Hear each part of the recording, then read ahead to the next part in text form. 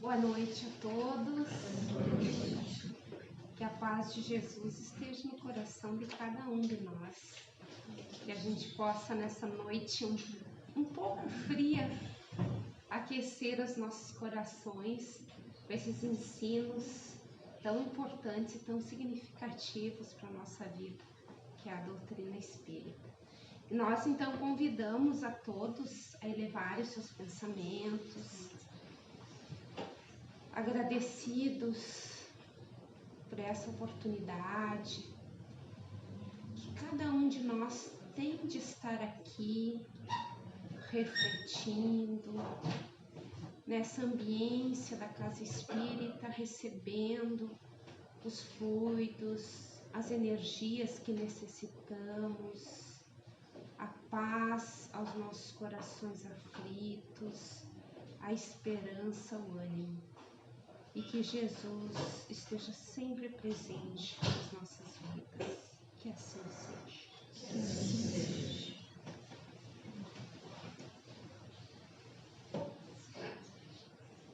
Hoje o nosso tema é um pouco desafiador, porque ele também está muito presente ainda nas nossas vidas e na vida de todos nós, que não é tão simples assim a gente conseguir levar esta emoção, esse sentimento, que hoje nós vamos conversar um pouco, a contento, conseguir administrá-lo, conseguir lidar com ele com equilíbrio, com serenidade. Então, hoje nós vamos falar um pouco sobre a raiva. Nós sabemos então que a raiva ela está presente em todos nós porque ela é uma emoção básica na nossa vida.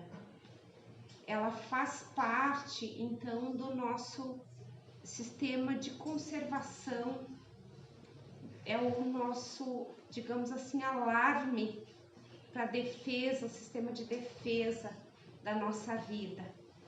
Só que por ela ser uma força tão grande, às vezes nós utilizamos ela, infelizmente, para coisas não tão boas, às vezes para violência, às vezes para dominar sobre o mais fraco, que nós às vezes consideramos. As emoções, então, elas são ativadas por fatores externos e elas ocorrem de forma muito rápida. Às vezes, elas toldam o nosso raciocínio. Então, nós também temos que ter agilidade e, digamos assim, mais moral para poder lidar com elas de uma forma mais correta. E a raiva, então, ela se transforma num sentimento. Ela pode se transformar na cólera, ela pode se transformar em ira, em ódio. A princípio é uma emoção que vem lá do primarismo, lá da nossa ancestralidade, quando nós ainda estávamos como seres das cavernas. Nós espíritas sabemos que o princípio inteligente ele vem se desenvolvendo em todos os reinos do animal para o ser humano. E ali então nós temos esse instinto de conservação que naquela época era necessário para nós fazermos a caça ou para nós nos defendermos. Só que inconscientemente nós temos esse instinto e ele às vezes aparece numa situação que é corriqueira na nossa vida, que nós agimos antes já num sistema de defesa sem termos sido agredidos, mas o nosso inconsciente assim entende. E Joana de Ângeles, que é o espírito mentor do Divaldo Pereira Franco, ele tem vários livros psicografados por ela, ela é o anjo guardião dele. E ela então nos fala muito sobre esse tema no livro Conflitos Existenciais, que hoje eu não tenho ele aqui comigo porque eu emprestei, mas eu utilizei bastante esse livro então para a gente poder fazer essa reflexão sobre esse tema, entre outros livros. E o que ela vai então nos dizer inicialmente?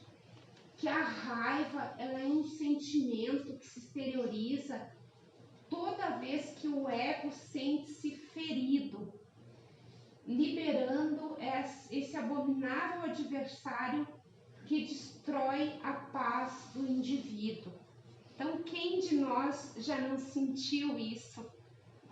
Quantas vezes no lar, às vezes no trânsito, a gente se depara com isso no trabalho, na sociedade, com algo que nos contraria, que não está de acordo com o que nós queremos, e nós nos sentimos então ameaçados.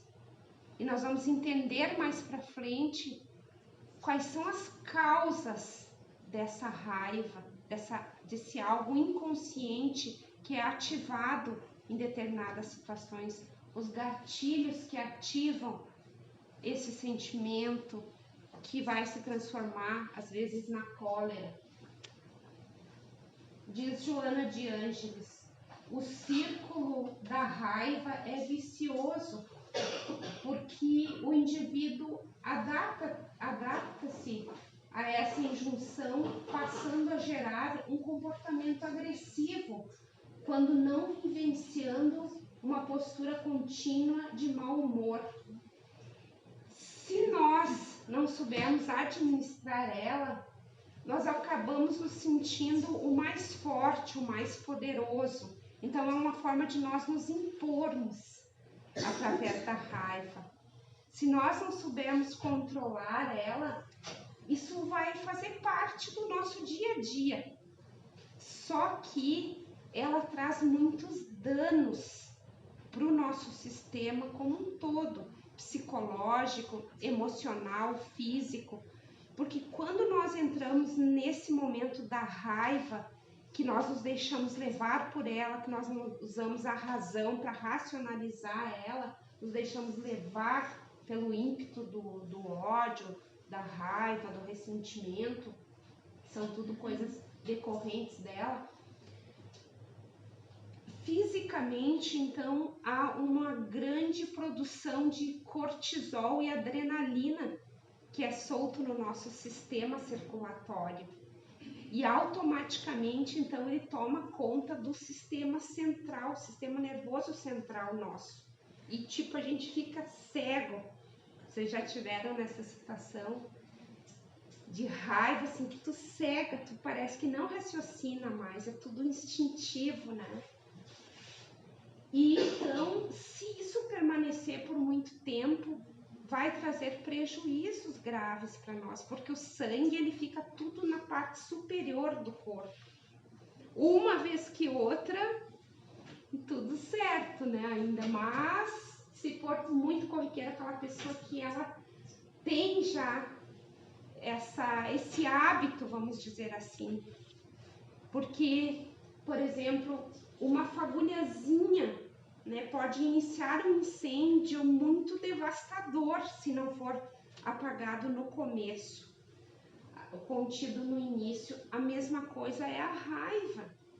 Então ela começa ali, é simples, dá aquele ímpeto, se a gente não controlar, aquilo pode tomar proporções muito graves, né, de às vezes até morte, né? A pessoa não pensa no que está fazendo, depois se arrepende, né? No trânsito acontece muito isso, parece que a gente está com a raiva ali, ó, só qualquer contrariedade, alguém tenta nos ultrapassar, mesmo a gente está indo devagar, alguém tenta nos ultrapassar, parece que aquilo é um desaforo, e aí a gente acelera para não deixar passar, e aí às vezes que causa muitos acidentes. Inclusive ela fala no livro que a causa de muitos acidentes é a raiva, Porque aí às vezes vem outro na direção contrária e a gente acaba batendo, porque tu tá emparelhado com o outro motorista, né? Porque tu não quer deixar, ou se acontece qualquer um erro às vezes, né, no trânsito, que a pessoa não viu alguma coisa, toma xingamento às vezes. Então é tudo o sistema da raiva ali que a gente tem que buscar controlar, que nós vamos entender depois o que nós podemos fazer. Causas da raiva: pequenas frustrações, contínuas castrações psicológicas. Esses dois fatores, essas duas causas, elas acontecem muito na infância. E aí depois elas se manifestam conscientemente numa situação parecida, que inconscientemente nós entendamos que seja parecida com aquela época da infância, que a gente sofreu tipo de frustrações e muitas castrações psicológicas, a gente reage e não sabe, às vezes não entende por quê. Então, assim, pais às vezes violentos, né, agressivos, que não sabem dialogar com a criança, né, que é sempre da forma deles, é impositiva. Eles não sabem dizer um sim ou explicar a situação para a criança, e a criança, como ela não entende, ela não tem oportunidade de justificar-se e nem de dialogar sobre aquilo ali, ela acaba inconscientemente armazenando essa raiva, esse sentimento da raiva que vai futuramente surgir na sua vida, né, no seu dia a dia.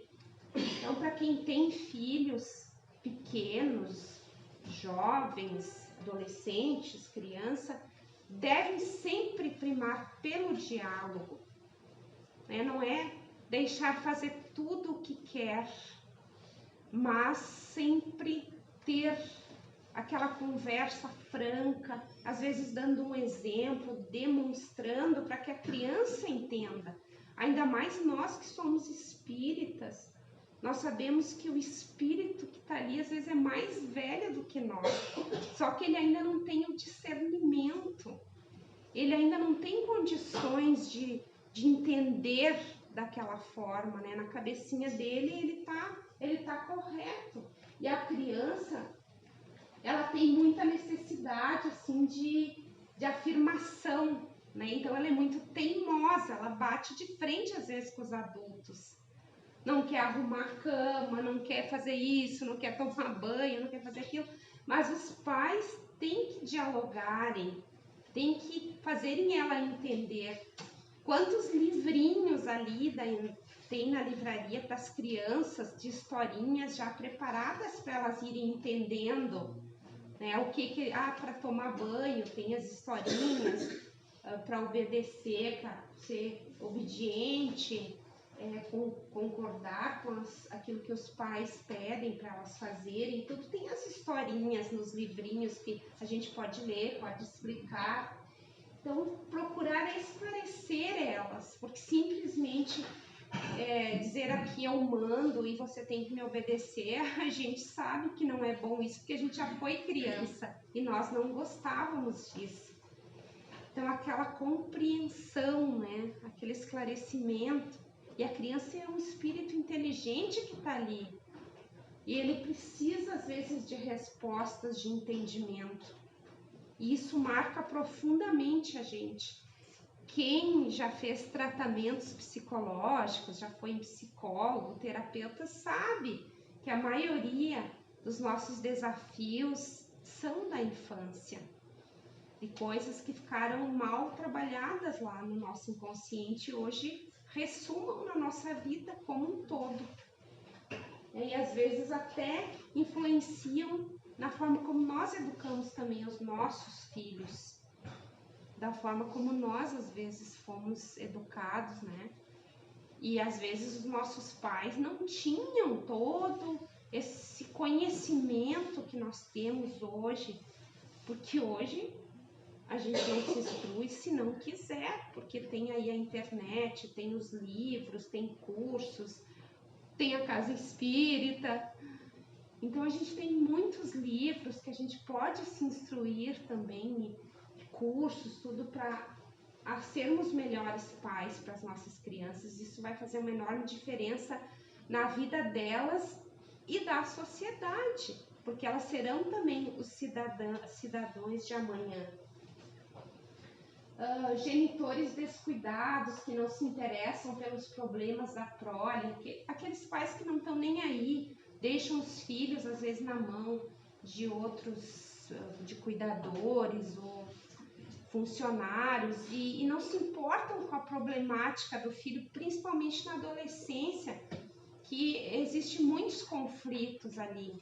O espírito imortal que está vindo a sua verdadeira personalidade, que ele está se assenhorando do que ele realmente é, com a educação que ele recebeu, com as dificuldades que ele vai ter lá na escola, né, que ele vai ter que sair do lar para começar a conviver.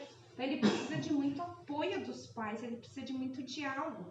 E esses pais ausentes, então, causam essa raiva inconsciente, porque o filho vai se ressentindo, ele não tem um amigo, ele não tem um pai ali para conversar, para trocar ideias, porque o pai não se importa com ele. Então, isso vai gerando uma raiva inconsciente também.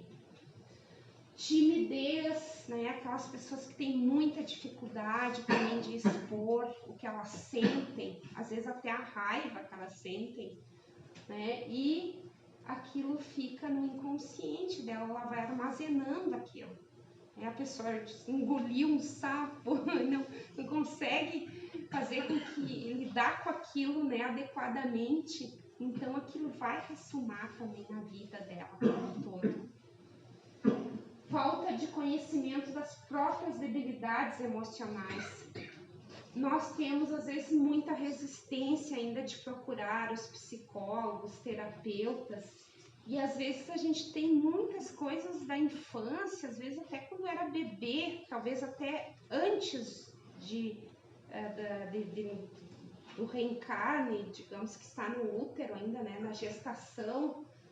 Tivemos, às vezes, os nossos pais tiveram problemas e aquilo fica também no nosso inconsciente, a gente não sabe lidar com isso, não sabe de onde que vem. Daí nós temos dificuldades de discutir os nossos pontos de vista, a gente não aceita o ponto de vista dos outros, já leva para o lado pessoal, já acha que está sendo agredido, então não tem facilidade para colocar às vezes as coisas que sente e não aceita às vezes uma opinião contrária dele, acha que está sempre certo, né? Não sabe ouvir o outro, não sabe ver o outro, não sabe lidar com as suas emoções, com as suas dificuldades. Então, é muito importante a gente buscar o auxílio também psicológico nesse caso.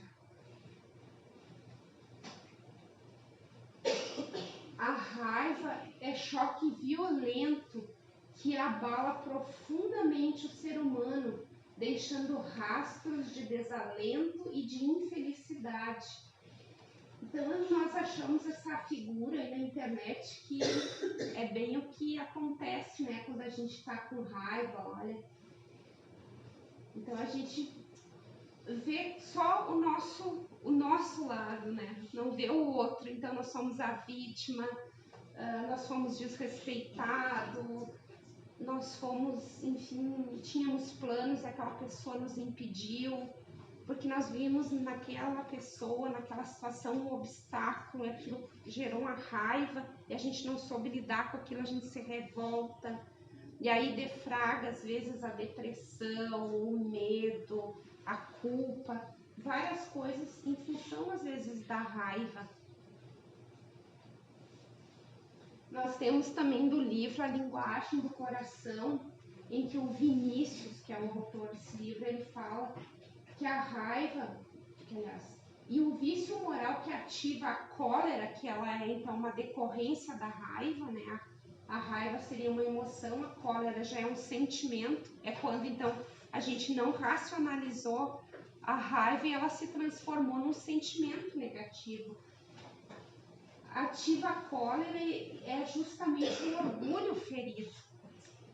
Então, a base da raiva, do ódio, da cólera é o orgulho ferido nosso, expresso no mais singelo laivo de personalismo, na irritabilidade constante, no desejo de dominação e materialização dos impulsos agressivos para com o semelhante ou na direção das coisas ao redor.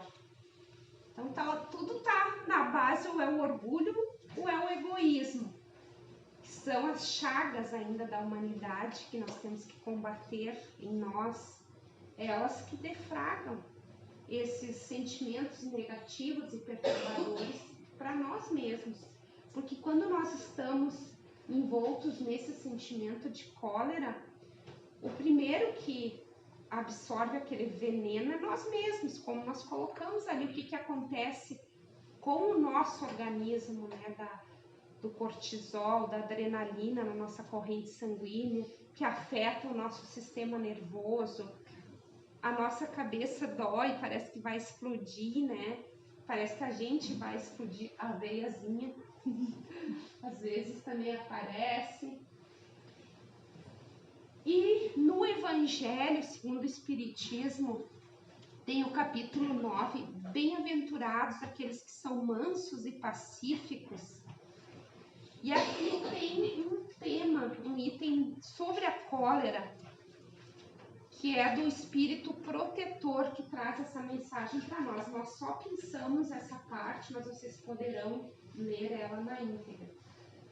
Se ponderasse que a cólera a nada remedeia, que lhe altera a saúde e compromete até a vida, porque a pessoa muito encolerizada, ela pode ter até um problema cardíaco, um AVC, né, tanto a cólera traz aquele sentimento de ódio.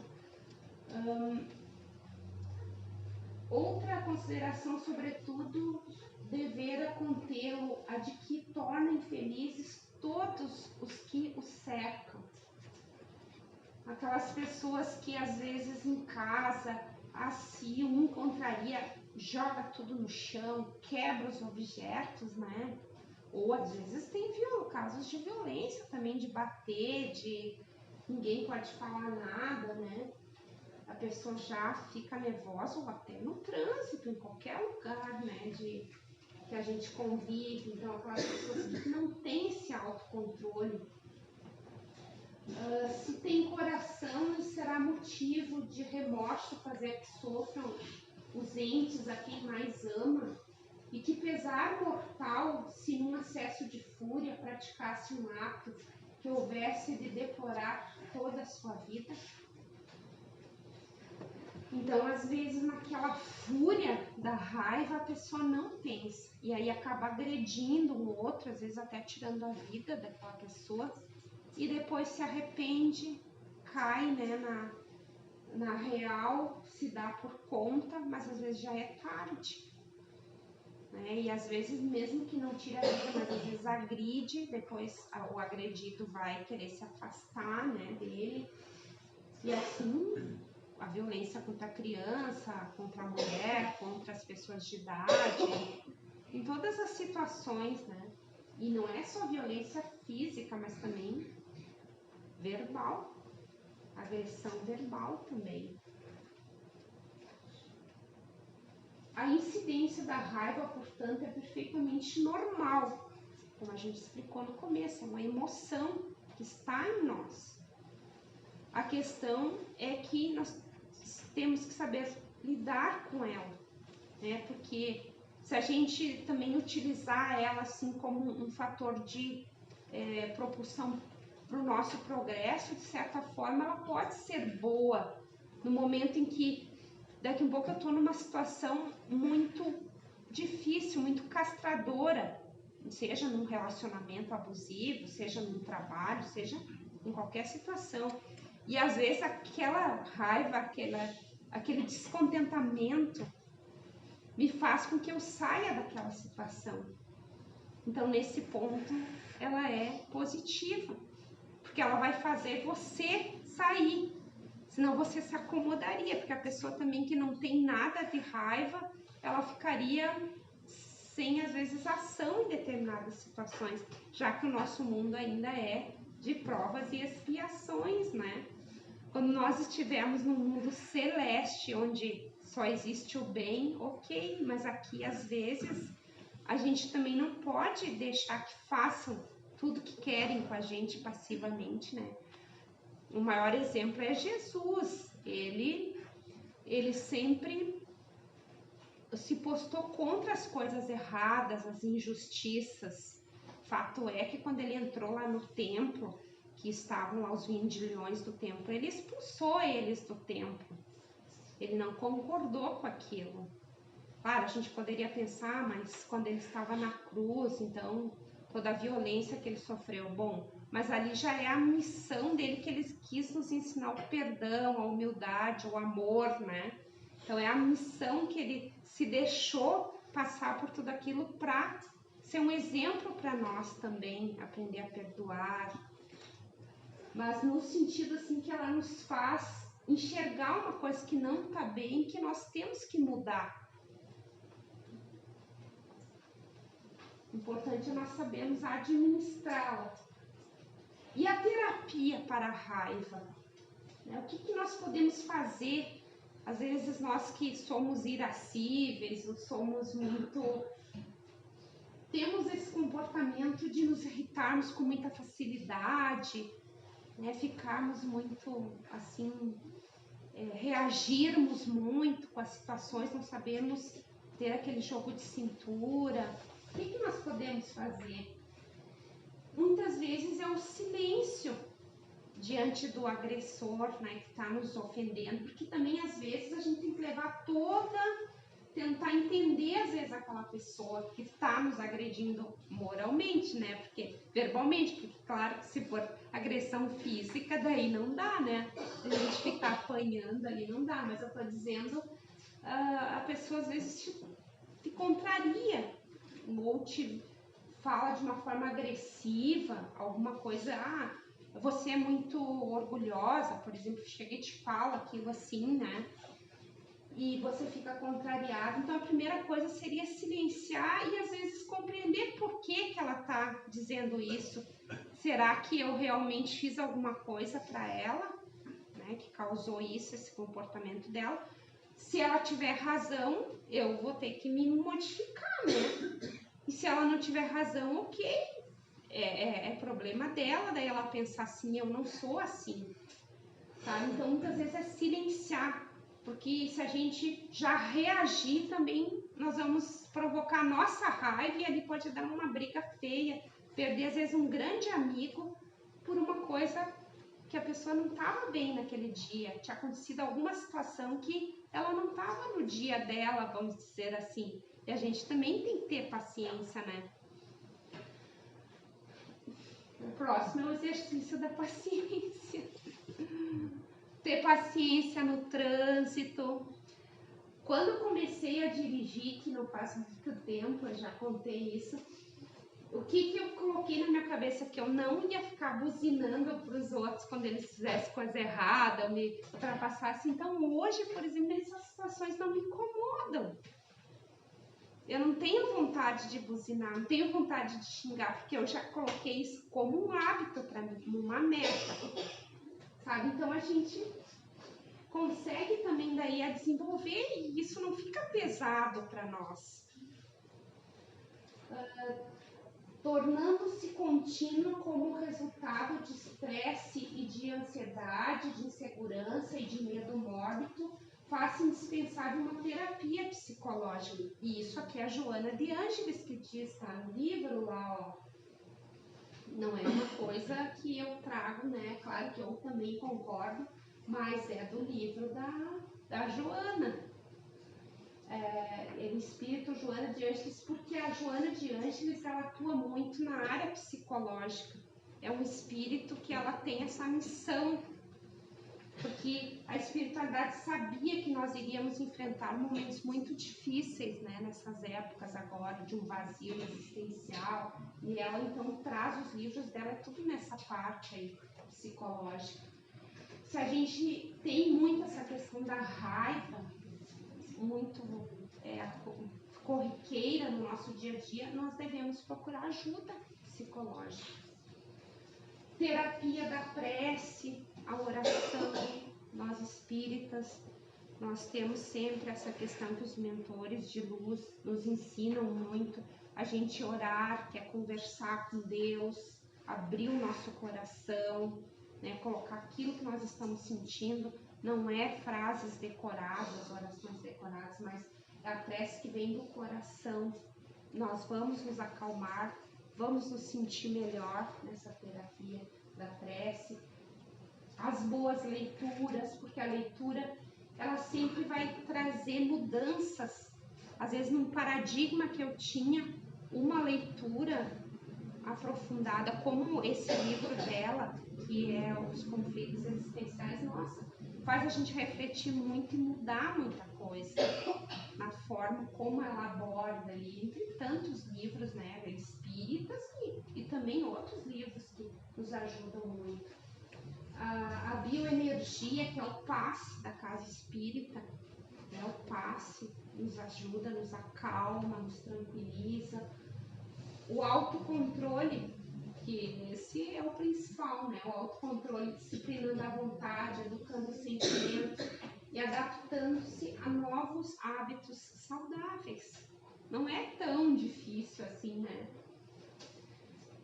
E para finalizar, então, no Evangelho também de Mateus, Jesus, no Sermão da Montanha, ele nas bem-aventuranças, ele ali colocou, bem-aventurados, ali ele falou, bem-aventurados os que são brandos, porque possuirão a terra. Bem-aventurados os pacíficos, porque serão chamados filhos de Deus. O que move o universo não é a violência, não é o ódio, mas é o amor. Nós estamos lendo um livro agora, é No Mundo Maior, da série André Luiz, no mundo espiritual. É o 5º livro dele.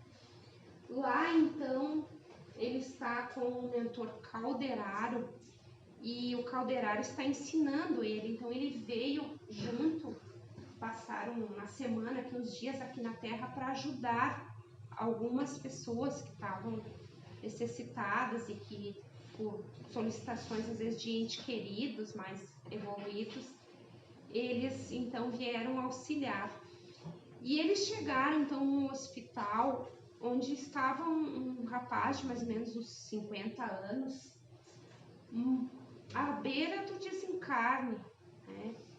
E do lado dele então tinha uma entidade, um espírito obsessor, que eles estavam praticamente assim, o cérebro deles estavam quase juntos, assim, o cérebro do perispírito do desencarnado com o do encarnado.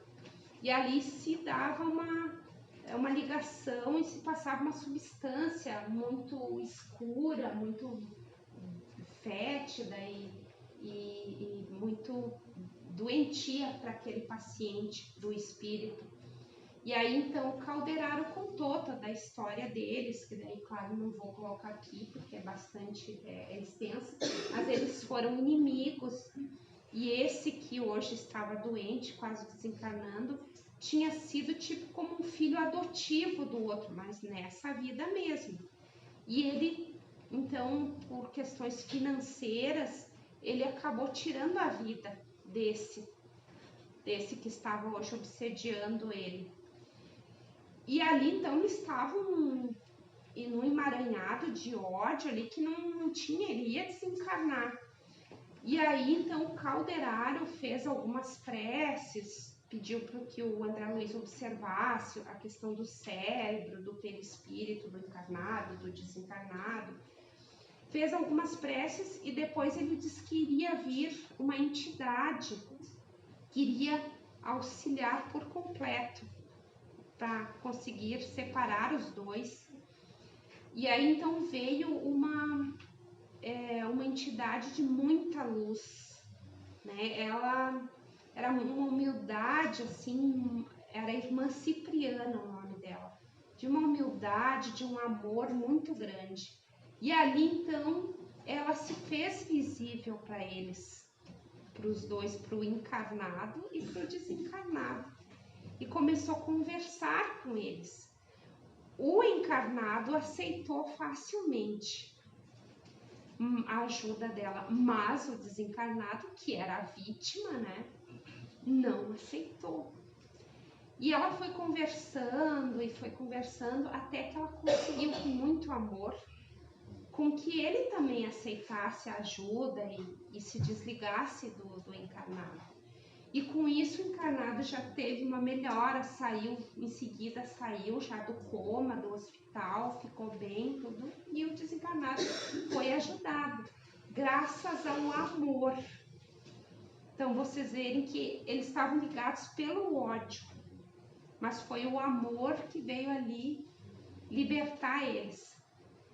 E porque o ódio, ele nos emanta a pessoa, nos prende a pessoa, nos algema a pessoa. E o amor, ele também nos liga a pessoa, mas ele nos dá a liberdade. O amor é livre e o ódio, ele nos aprisiona. Então era esse o recado de hoje. Esperamos que fique uma reflexão nas nossas vidas. Indicamos aquele livro Conflitos Existenciais, A Linguagem do Coração. Tem esse livro Educação dos Sentimentos também, que é muito bom. Convidamos para nossa prece e também para o passe.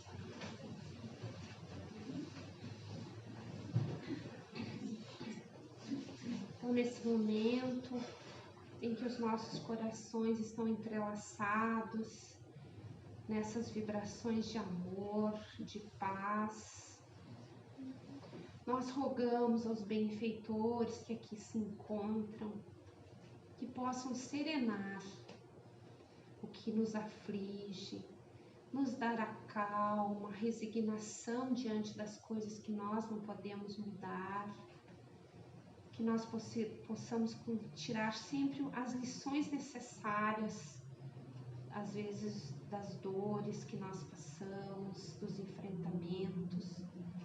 Que Jesus sempre nos dê o bom ânimo e a paz. Que assim seja. Que assim seja.